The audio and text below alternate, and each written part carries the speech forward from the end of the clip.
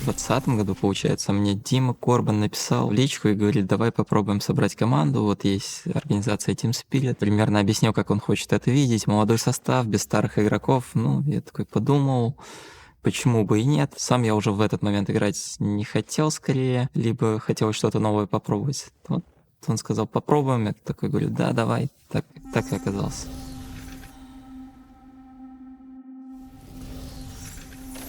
Был такой разговор, что значит, все строится с тренерского штаба, скажем так, и уже потом мы добираем игроков, и так работаем. Смысл был в том, чтобы немного поменять формат работы команды. Все команды до этого в СНГ по доте строились немного от прихоти и капризов игроков, и вот команда так функционировала. А сейчас он хотел именно поменять так, чтобы менеджмент, тренер захочет сделать, и уже как в большом спорте, грубо говоря. Вообще были трайауты, тесты.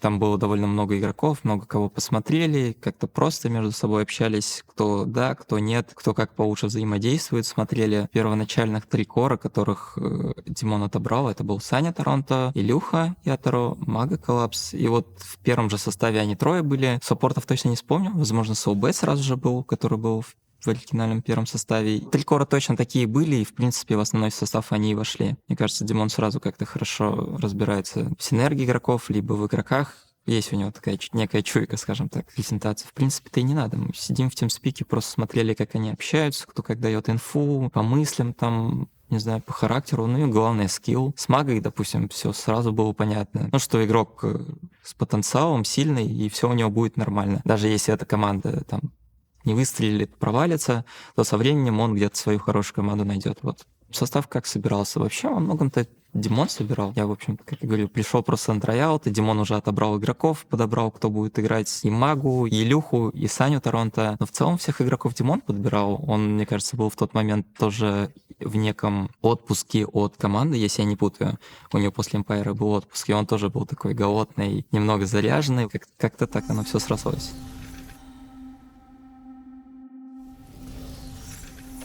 Мы играли квалификацию на какой-то ESL, либо какой-то другой турнир. Там были 2 open qual. Первую мы проиграли, по-моему, Ахиллеса. Там еще Камиль, наверное, за них играл на кэрри. Дукалис на 5. Я точно не уверен, но, по-моему, они играли тогда. Кажется, играли с Кидара. И вот как-то мне казалось, что это не получается. Я, в принципе, Димону написал, может, сразу вторую квалу сыграем с Яриком. И там был такой разговор, что мы еще до этого Ярик говорили, может, его попробуем, но он был в отпуске, и Димон говорил, ну, в принципе, Ярик никуда не денется, вот он есть. Я говорю, да не, вроде сейчас надо, нормально будет, нормально сыграем. Ну, и как-то сразу Ярика позвали, квалу мы прошли тогда, и потом играли уже турниры, как-то Ярик прижился сразу. Вот. В принципе, я с Яриком сам до этого уже как бы играл и понимал, что он как будто хорошо подойдет. На тот момент казалось, что может больше. Ну, в принципе, так оно и вышло.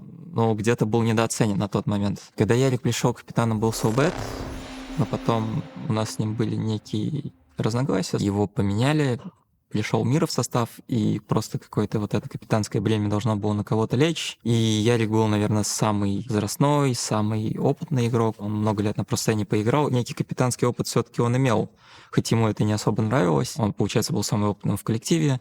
И некому, так скажем, это было бремя, кроме него, взять на себя. Я помню, Димон или кто-то говорил, что Ярик в этом сезоне в первом раскрылся как капитан вот именно по-новому. И я, в принципе, понимал, что сам себя на этой мысли ловлю, что Ярик такой смотришь на него, думаешь, да, вообще Ярик красава. Там какие-то вещи, что он говорил, что он делал. Вот именно вот в первом сезоне, наверное, это даже некое такое влияние молодого коллектива, когда все заряженные, все таки хотят играть, у всех глаза горят, и ты сам уже на этом тоже как-то больше выдаешь. Вот.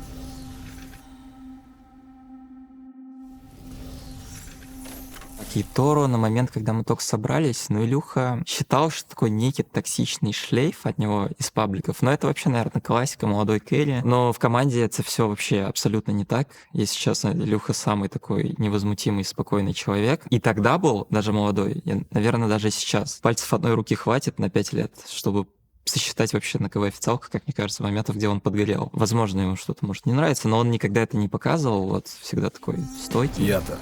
Не смотри на возраст. Парень рассуждает, как настоящий профи, и дико уверен в себе. Настолько, что после первой победы на International он сразу захочет оформить вторую.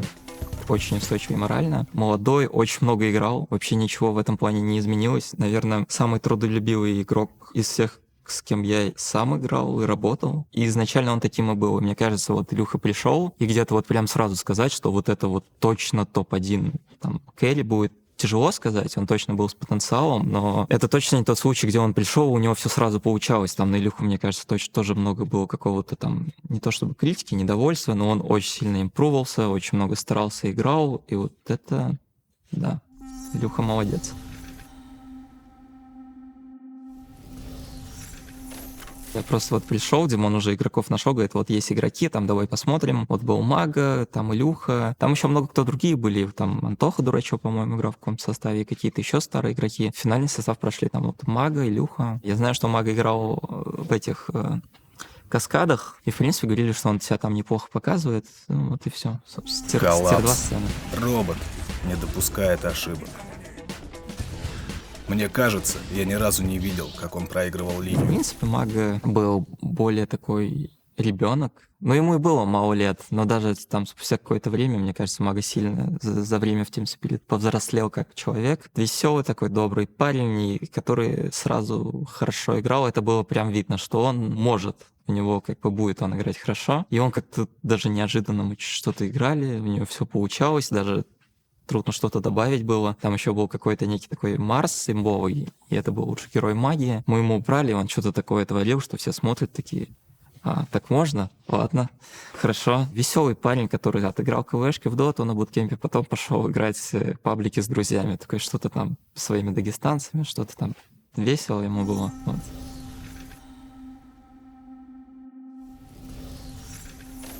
Мирослав присоединился к нам в феврале 2021 года, если мне память не изменяет. В принципе, с ним я тоже не был знаком до этой команды. Немножко видел, как он играет, потому что мы очень много против них играли на кланварах, и очень он такой был надоедливый. Надоедливый в плане, он играл хорошо. Привет, меня зовут Мирослав, мне 21 год. Я родом из города Луцка, это Западная Украина. И я играю в Dota 2. Было видно, что он каких-то нам проблем доставляет, что-то роумит, что-то на мид приходит. И вот как-то тогда для себя я так немного это отметил, что он прилично смотрится. Он был как-то и у меня на языке, мне кажется, и у остальных ребят где-то единогласно. Вот мы на него посмотрели, еще было предложение по Ямичу. Наверное, на тот момент я бы не сказал, что была какая-то между ними большая разница в уровне игры. Как человек, как некая коммуникация, наверное, более вербальная, я думаю, команде мира лучше подходил. В нем видно был еще потенциал, как мне кажется, что он еще может играть лучше. Как потом выяснилось, что он вообще играет с какого-то старого ноутбука из дома, поэтому мы такие, так он точно может лучше играть. Вот.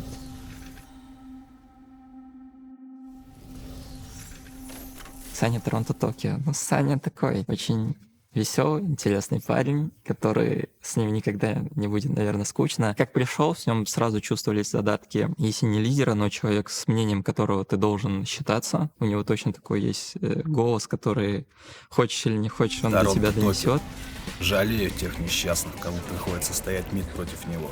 Любая ошибка, и они с тиммейтами отправляются отдыхать прямо на фонтан.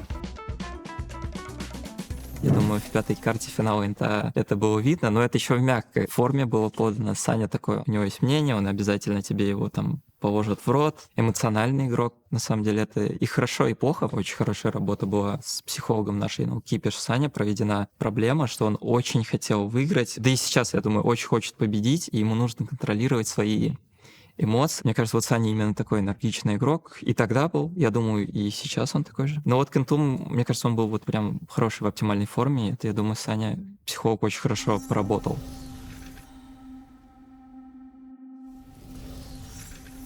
Там лето было, оно еще какое-то очень жаркое было. Кондиционеры были все сломаны. Мы играем квалификацию. Очень продолжительный буткемп. Люди сидели на буткемпе чуть ли не 3-4 месяца.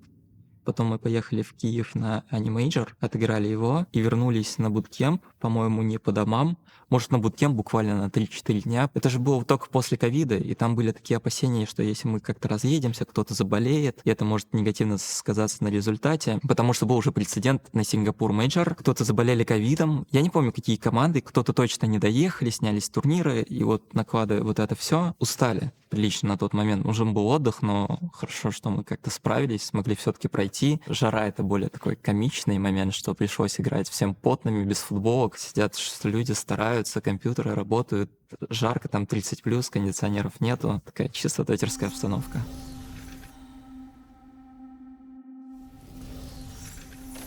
Честно говоря, перед интом, я помню, Серега годом говорил, этот International, я просто первый раз тренером ехал, но до этого как игроком. Но сейчас, когда я ехал тренером, из лично моих ощущений было, что я себя никогда так уверенно не чувствовал, как в 2021 году, вот когда это было. Мы играли просто конвары перед интом, какие-то турниры. В один мы финал прошли, во втором пораньше вылетели, там только вышел новый патч, мы разбирались. Но вот перед интом мы играли конвары, я прям сейчас помню, у нас 75% винрейт, мы играем с сильными командами. Получается очень хорошо.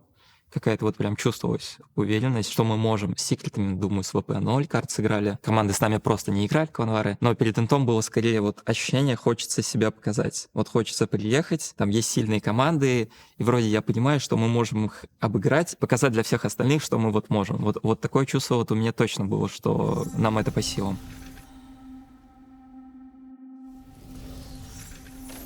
Ну, с ВП довольно эмоциональный матч был, да. Он еще просто сам по себе такая серия по нокау была. И игры были, правда, трудные. Ну и с ВП и финал, наверное, вот две самые эмоциональные серии на этом турнире были для нас. С ВП там просто еще история противостояния такая некая была. Спирит не выиграли у ВП 30 игр. Но я как-то даже на личный счет это не принимаю, но мы не играли с ними 30 раз. Это играл какой-то, может, другой состав. Все равно это воспринимаешь через призму как-то через себя, но мы сыграли 2 DPC-лиги, и на каком-то онлайн-тульке банально 3 серии, 3 проиграли, там 2-1 проиграли, только с замены играли, вот когда Миру взяли. И в принципе, типа, окей, они на тот момент и правда были сильнее. На Инте выиграли, да, у нас просто скорее было такое некое противостояние, что мы 2 молодые СНГ команды, как такую некую пальму первенства фаворитов региона перехватили у закостенелых игроков, уже привычных звезд фаворитов региона. Какое-то такое противостояние было, да, игра с ними была такая, ну да, важная.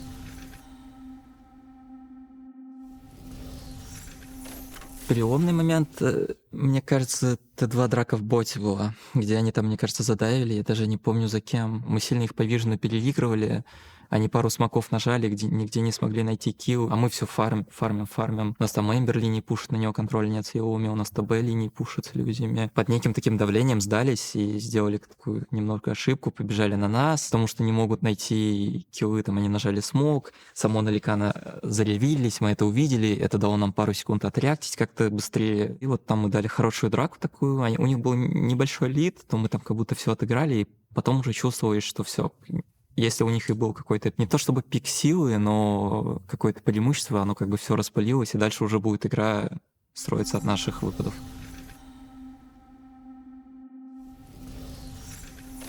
Мы просто пошли спать, может, просто покушали немного, там с ребятами сфотографировались у отеля, отбили пятюня. Было довольно немало людей, которые приехали поддержать.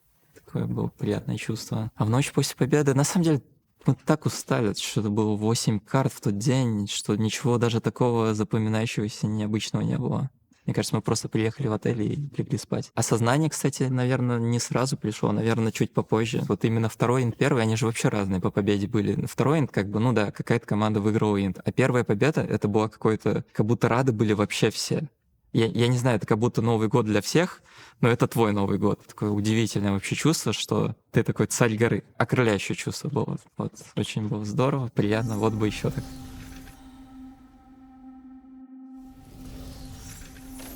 Более такое спокойнее жить, что ли, стало, потому что я понимаю, что какие-то деньги есть хорошие, которые хватит, чтобы сделать какой-то вклад в будущее, и мне не нужно было постоянно переживать о том, что покушать завтра, как мне что купить и прочее. В этом ключе стало спокойнее, а во всем другом не думаю, что я поменялся как человек, как мне кажется.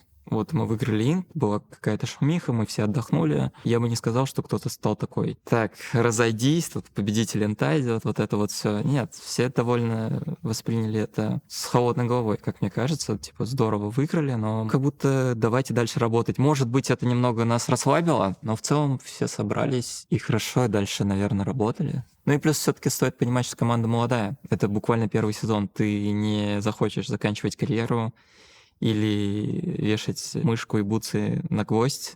Это твой первый сезон, ты, наоборот, максимально воодушевлен, чтобы дальше работать, соревноваться.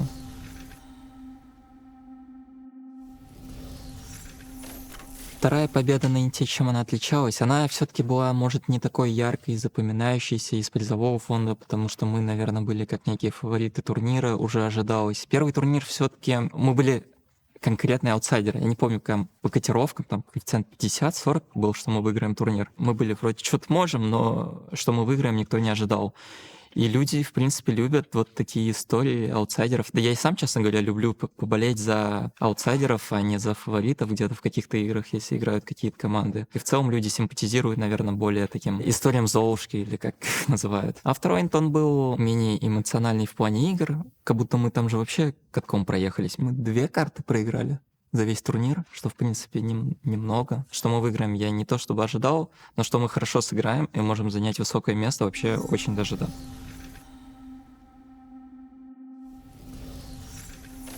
Почему наши пути с Сашей разошлись? Командой мы уже играли довольно долго, 2 года. Усталость друг от друга, как от людей, она все равно как-то накапливается, плюс накладывается и к тому же какие-то результаты неудачные в течение года, в особенности на Интернешнале в 2022 году он для нас был провальным. Нужно было что-то менять, если честно. И вот как-то так получилось, что где-то выбор пал на Санька. Нужно было как-то освежить коллектив, плюс у нас уже как-то стало хуже где-то получаться вместе, с неудачами в течение времени и усталости друг от друга, напряжение какое-то растет. И вот как-то сошлись на том, что, может быть, попробовать на миде с новым игроком.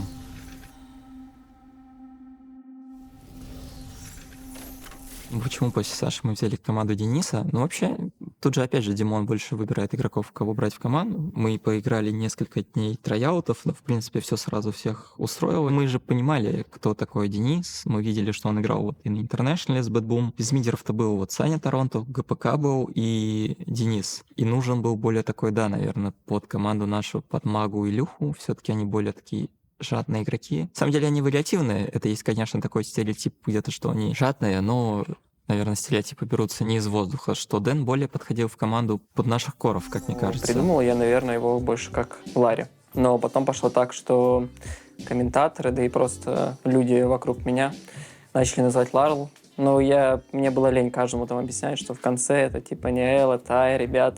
Я забил. Насколько просто. было тяжело его интегрировать. Но сначала у нас не очень получалось играть. Все-таки с Саней мы играли 2 года, уже была какая-то сыгранность, и он сам уже где-то понимал, чего от него хотят, и все понимали, что он будет делать. А с Денисом все-таки он играл в Бэтбум, он зачастую играл каким-то снайпером, СФом, больше кэрри-героями с мида, потому что там был Дахак на кэрри, а он все-таки некую такую вспомогательную роль с кэрри исполнял в каком-то на Семикоре. И тут и где-то и Дэну надо было самому перестроиться по героям, и команде тоже за него это некое время подстроиться. И все-таки, я думаю, изначально мы вот только где-то с середины сезона получше заиграли саппортов под мидл. Вот. Все-таки, я думаю, первую половину сезона игра наша под мидл была очень скверной, и мы сильно уступали в этом другим командам. И вот уже под конец сезона, вот спустя полгода, мы стали лучше играть мид, у нас уже лучшая игра пошла, и, в принципе, сезон мы закончили хорошо.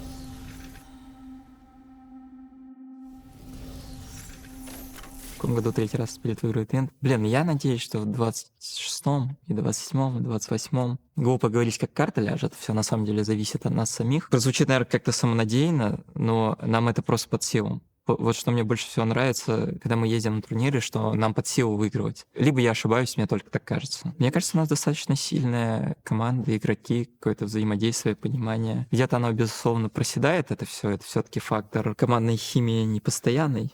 Где-то страдает индивидуальный скилл, где-то командный, где-то пики, стратегии, коммуникация. Но в общем и целом у нас достаточно каких-то перков, атрибутов, чтобы победить, чтобы обыграть другие команды.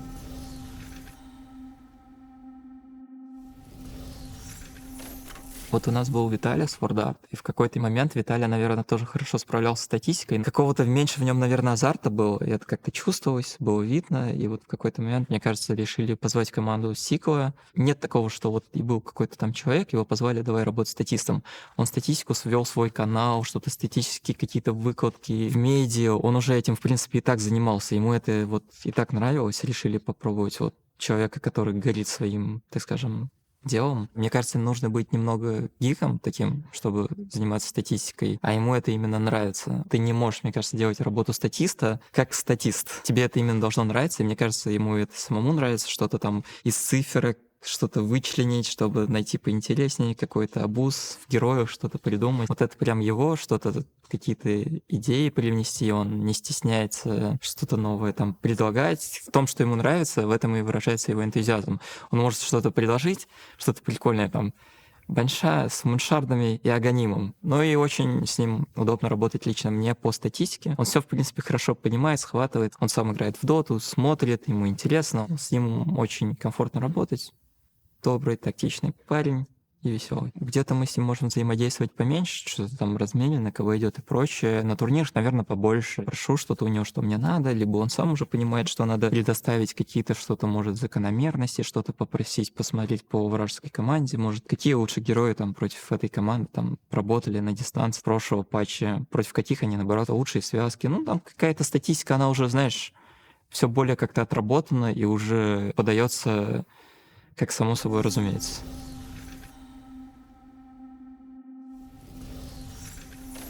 Роль Руслана в команде, ну, на самом деле очень большая, как будто оградила всех ребят от каких-то насущных проблем. И в какой-то момент мне даже показалось, что это проблема, что люди не самостоятельные. Какие-то вещи я бы не просил делать Руслану, а вот кто-то вот из ребят просили, вот, как будто я и сам могу это сделать. Руслану очень помогает сфокусироваться на исключительной работе. Вот если у тебя есть какие-то проблемы с документами, что-то оформить, что-то там узнать, посмотреть. Мне кажется, вообще любой вопрос, вот ты, в принципе, можешь обратиться к Руслане, и она все как бы сделает, чтобы тебе не нужно было ни на что отвлекаться, какие-то внешние проблемы, чтобы ты мог сосредоточиться исключительно на игре. Тебе не нужно было даже там банально подумать, вот приехал на турнир, что покушать, откуда найти еду, приехал поздно, все как бы уже будет схвачено, все будет готово, там трансфер, все будет четко, в общем, все будет схвачено, вот грубо говоря так.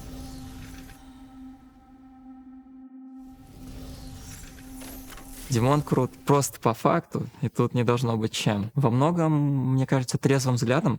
Димон держит хорошие отношения со многими в коллективе. Отношения на работу не проецирует. Он все равно старается смотреть, мне кажется, довольно объективно, незамыленным взглядом и довольно честен, прямой.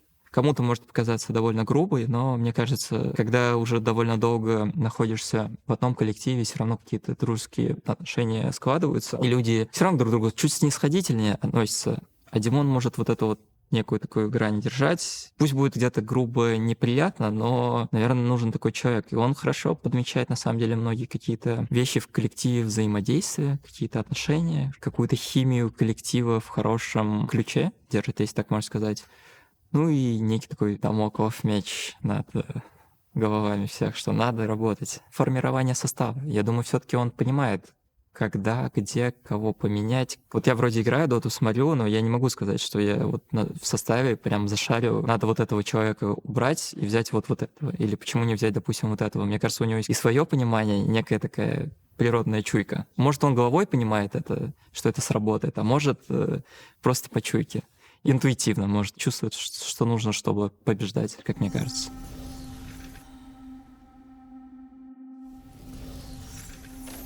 Ключевые решения Димона. Первое ключевое решение, я думаю, было это именно собрать состав в первоначальном виде. Как я уже и говорил, вот у него есть некая такая вот интуиция, чуйка, потому что вот в первом же трояуте был Мага Илюха и Саня Торонто. Вот он как бы, наверное, сразу отметил для себя так, это, скорее всего, да, мы пробуем, и потом уже все остальное. Вот как я себе это представляю.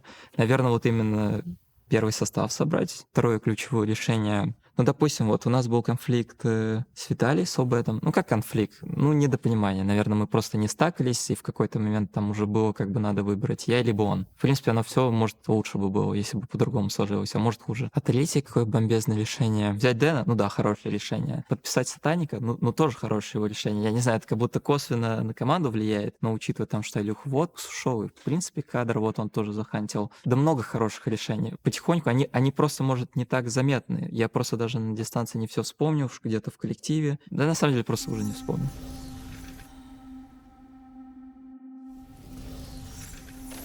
В принципе, мне кажется, что Spirit — это такая больше организация, которая имеет свой планомерный рост. Сделать какой-то масштабной сетью быстрого питания и разрастись, прямо разрастись. Точно не путь Spirit, как будто будет выбор стать просто таким местным рестораном каким-то, но единичным, и по чуть-чуть разрастаться, понемногу улучшать там качество, и вот организация точно будет расти, мне кажется, довольно здравый, правильный подход, планомерный медленный рост. Мне не кажется, что тут хочется все, нам надо масштабироваться, давайте все везде будем, и то, и это. Может, прозвучит глупо, но даже состав по доте первый, он так и собирался, вот который выиграл Инт. Там не было цели, чтобы мы выиграли Инт. Играйте, парни, потихоньку растите, понемногу становитесь лучше. Мне кажется, будет планомерный рост, потому что здравая голова, и все понемногу в правильном русле движется.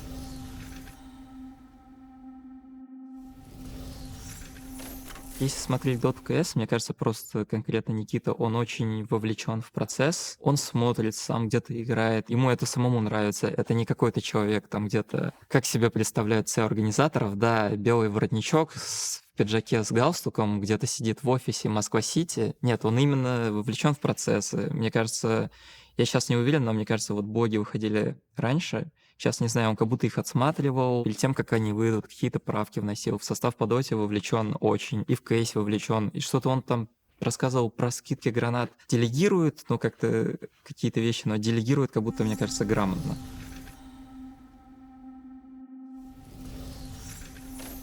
Если даже откатить на 10 лет назад мою жизнь и посмотреть сейчас, я вообще даже представить не мог, что будет вот так вот. Наверное, в более традиционном ключе она будет выглядеть. Наверное, будет какая-то семья, остепенюсь, наверное, найду место, где захочется жить, попробую себя в чем-то новом, скорее всего. Честно говоря, не думаю, что буду уже еще через 10 лет тренировать точно нет, но там что дальше идет после этого? Наверное, с доты к этому моменту постараюсь завязать. А если нет, то пропасть. То это точно зависимость. Точно не знаю чем, но хотелось бы что-то новое попробовать. Не знаю, пойду танцами заниматься или вокалом. Я не знаю, может быть вообще что угодно.